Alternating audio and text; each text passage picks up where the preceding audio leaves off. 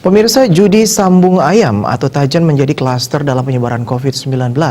Dengan kondisi tersebut, jajaran Perkominka di Kecamatan Seririt dengan tegas melarang digelarnya judi tajan di Kecamatan Seririt.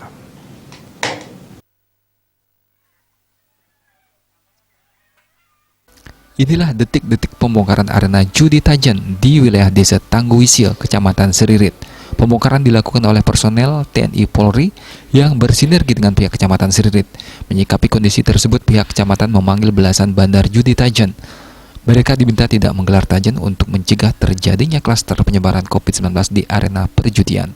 Camat Seririt Nyoman Agustri Kartika Yuda menjelaskan, pendekatan yang dilakukan kepada para bandar judi tajan itu sebenarnya sudah lama direncanakan bersama Kapolsek dan Danramil. Hanya saja para personel masih melaksanakan pengumpulan data dan informasi para bandar tersebut. Agustri menambahkan, penghentian kegiatan judi tajan ini menjadi tanggung jawab bersama, baik Porkopimcam, Perbekal maupun klien desa adat termasuk masyarakat.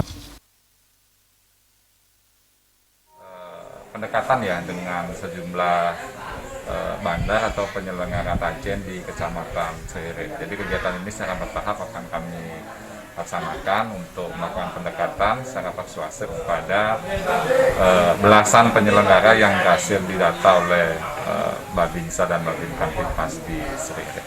Jadi kami di Kecamatan Seririt lebih mengedepankan upaya persuasif, pendekatan-pendekatan dalam rangka menekan laju pertumbuhan angka positif COVID-19 di Buleleng ini. Dan ini juga sesuai dengan instruksi pimpinan.